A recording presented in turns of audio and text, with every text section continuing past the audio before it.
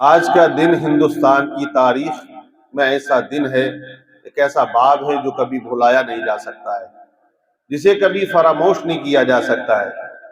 15 اگست 1947 کو ہمارا ملک انگریزوں کی غلامی سے آزاد ہوا۔ اسی لیے آج 15 اگست کو پورے ہندوستان کے اندر ایک جشن کا ماحول ہوتا ہے۔ پورے ملک کو دلہن کی طرح سجا دیا جاتا ہے، وہ مدرسے ہوں یا اسکول ہوں یا کالج ہوں یا اور بھی یونیورسٹیاں ہوں، ہر جگہ آج کے دن جدھر آپ دیکھو گے بہار ہی وہاں نظر آئے گی۔ آج ہم ان لوگوں کو یاد کر رہے ہیں جن لوگوں نے اس وطن، اس ملک کی حفاظت کے لیے، انگریزوں سے آزادی دلانے کے لیے ان لوگوں نے بڑی بیش اپنی جانوں کو قربان کیا ہے، اپنی جانوں کے نذرانے انہوں نے پیش کر دیے ہیں۔ آپ جب تاریخ پڑھو گے، ہسٹری پڑھو گے ہندوستان کی، یہ ہندوستان سونے کی چڑیا کہلاتا تھا۔ اسے سونے کی چڑیا بنایا تھا اس وقت کے آنے والے مسلمانوں نے، اس وقت کے بادشاہوں نے۔ یہاں ہندوستان کے اندر الگ الگ زمینیں پائی جاتی ہیں، لیکن جب انگریزوں نے یہ دیکھا کہ ہندوستان سونے کی چڑیا ہے تو سب سے پہلے پرتگال کا ایک انگریز ہندوستان کی زمین پہ آیا، اور اس نے ہندوستان میں آنے کے بعد کاروبار شروع کیا، اور اس کے بعد اس نے دیکھا کہ چند سالوں کے اندر بڑی ترقی اس نے کی، تو یہی خبر یوروپ کے اندر جاتی ہے۔ پورے یوروپ میں یہ فیمس ہو گیا کہ ہندوستان سونے کی چڑیا ہے۔ تو ہالینڈ کے انگریز ہندوستان آتے ہیں، اس وقت نور الدین کا دور تھا، نور الدین جہانگیر کہلاتا تھا، اس سے اجازت طلب کر کے ان لوگوں نے یہاں تجارت کا معاملہ شروع کیا۔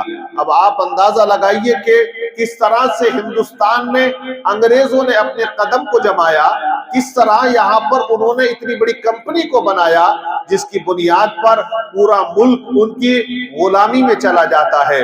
آپ جب تاریخ پڑھیں گے تو آپ کو پتا چلے گا کہ ہندوستان میں جب تک اورنگزیب رحمت اللہ علیہ کی حکومت رہی، 49 ایئرز یعنی کہ 49 سالوں تک، کیونکہ آپ جب عہدے پر فائز ہوئے تھے تو اس وقت آپ کے والد گرامی شاہ جہاں کا وصال ہو گیا۔ اس کے بعد اورنگزیب کے ہاتھ میں باغ ڈور آتی ہے۔ اورنگزیب نے ہندوستان کو اکھنڈ بھارت بنایا، پورا ایشیا اسی میں آتا تھا، وہ سری لنکا ہو، افغانستان ہو، پاکستان ہو، بنگلہ دیش ہو، یہ تمام ملک جو الگ الگ آج دکھائی دیتے ہیں، اورنگزیب کے دور حکومت میں یہ پورا اکھنڈ بھارت تھا، الگ الگ نہیں تھا، ایک تھا، تمام سکہ چلتا تھا ہندوستان کا۔ لیکن جیسے ہی 1707 میں اورنگزیب رحمت اللہ علیہ کا وصال ہوا، اس کے بعد انگریزوں نے کیا دیکھا کہ جتنے راجہ مہاراجہ تھے سب نے اپنی اپنی ریاستوں کا الگ الگ اعلان کر دیا، اور سب کہنے لگے کہ میں یہاں کا راجہ ہوں، کوئی کہنے لگا میں یہاں کا نواب ہوں۔ اس بنیاد پر ہندوستان کے اندر ایک بغاوت سی پھیل جاتی ہے، اور انگریزوں نے اس کا سب سے زیادہ فائدہ اٹھایا۔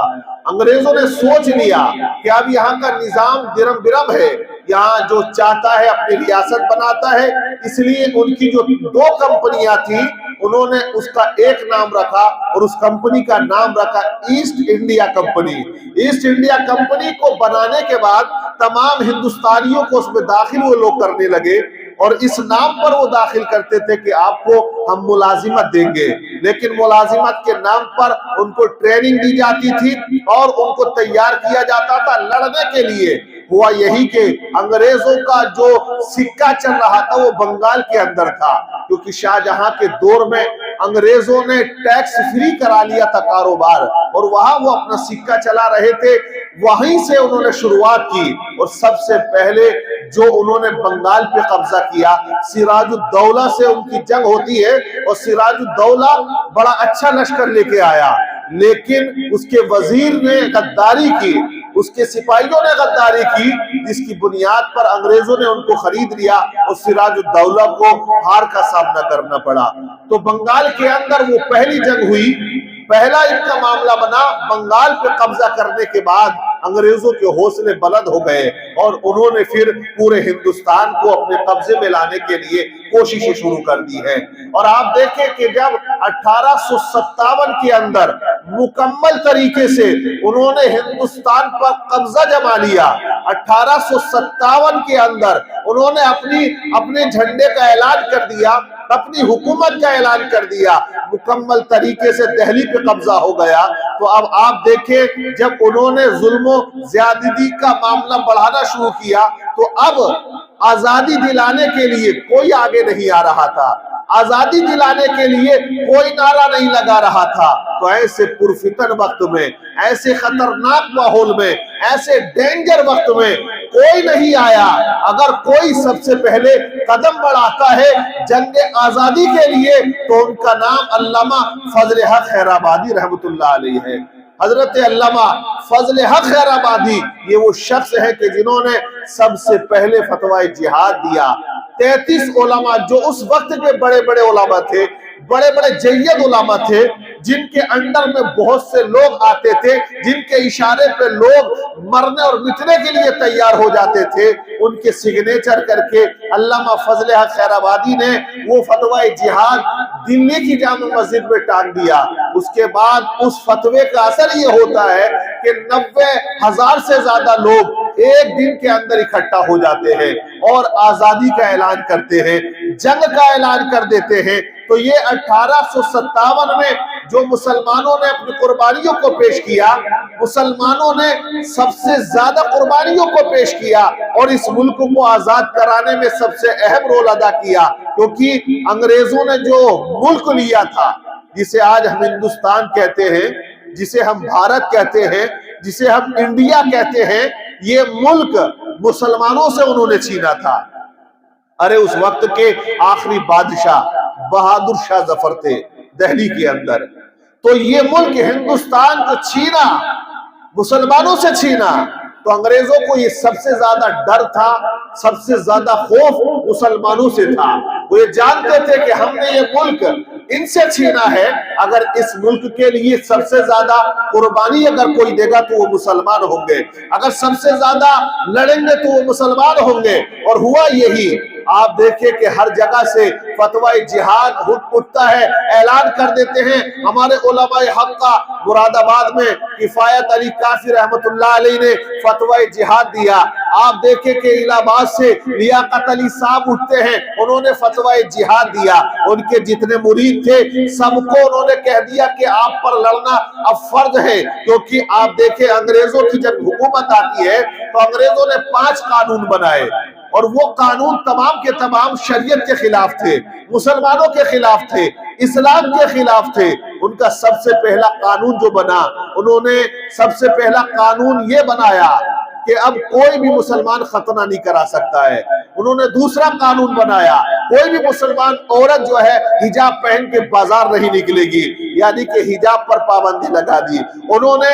और जो कानून बनाया तीसरा, वो ये बनाया जितने मदरसे हैं सबको बंद कर दिया जाए और सबसे ज्यादा स्कूल खोले जाएं। स्कूलों में हम अपना निसाब बनाएंगे, हम अपने लेवल से उनको पढ़ाएंगे। उनका मकसद था ईसाइयत को फरोग देना, उनका मकसद था कि लोग इस्लाम को छोड़े, ईसाइयत में दाखिल हो जाएं। इसलिए सबसे पहले उन्होंने मदरसों को बंद कर दिया, स्कूल खुलवाए और उन्होंने कहा हम इसमें एजुकेशन देंगे।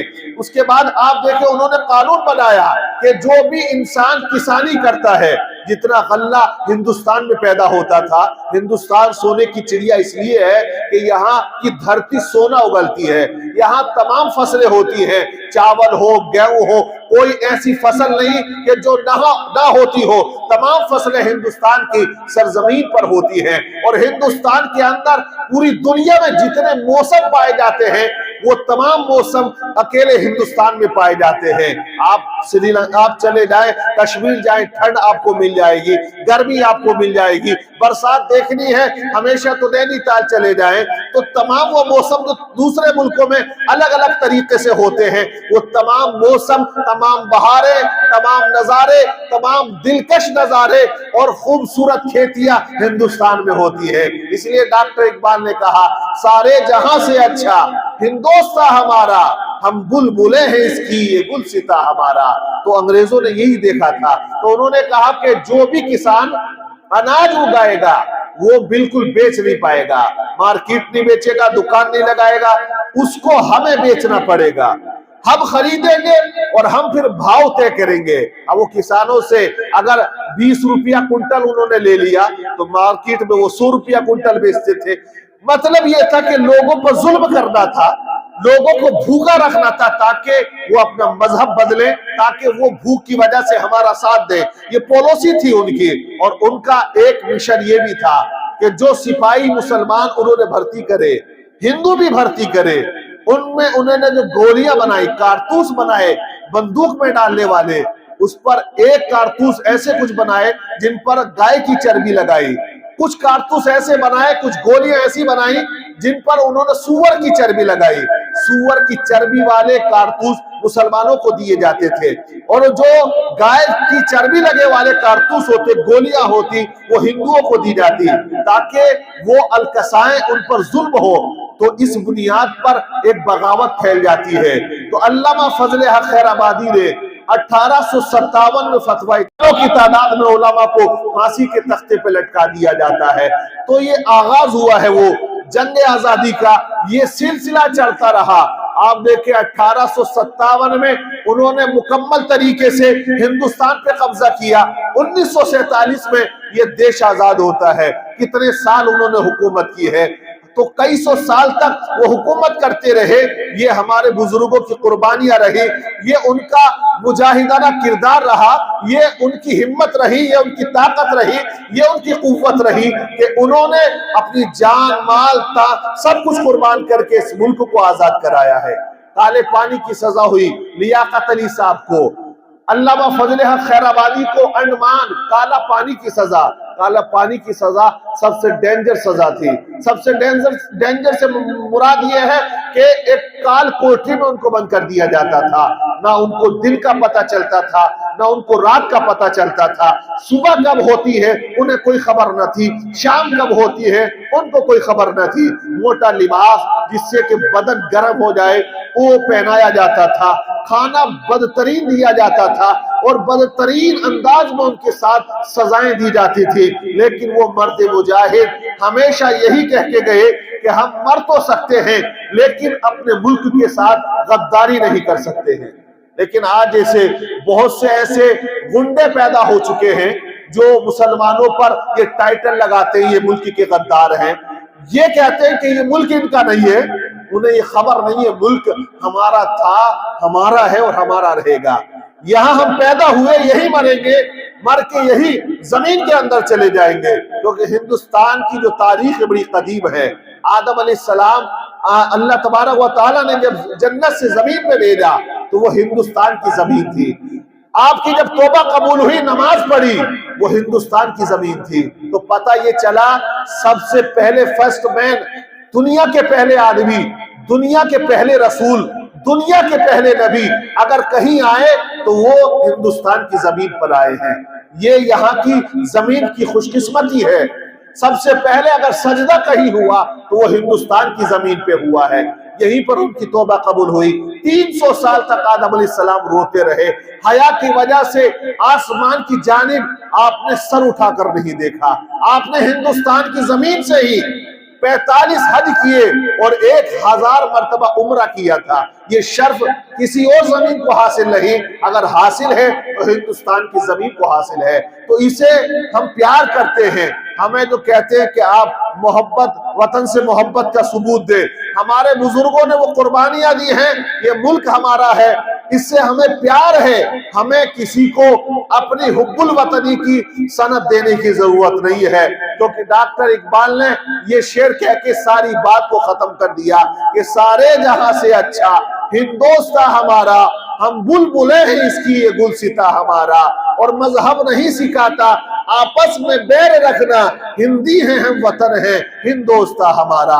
اور کسی نے کہا کہ کوئی کام ہم دیس میں جعلی نہیں کرتے، خالی کسی غریب کی تھالی نہیں کرتے، عبدالحمید بن کے مٹا دیتے ہیں خود کو، ہم لوگ حکومت کی دلالی نہیں کرتے، غلط الزام ہے ہم پر وفاداری نہیں کرتے، محبت بانٹتے ہیں ہم اداکاری نہیں کرتے، غلط الزام ہے ہم پر۔ تو حقیقت بھی یہی ہے، مسلمان ہندوستان سے پیار کرتا ہے، مسلمان یہاں کے سنویدھان کو بھی فالو کرتا ہے، لیکن آج کچھ لوگ جو انتشار پیدا کرتے ہیں، جو ڈائیورسٹی پیدا کر رہے ہیں، ملک کو توڑنے کی بات کر رہے ہیں، تو ان چند لوگوں کے توڑنے سے ملک نہیں ٹوٹے گا۔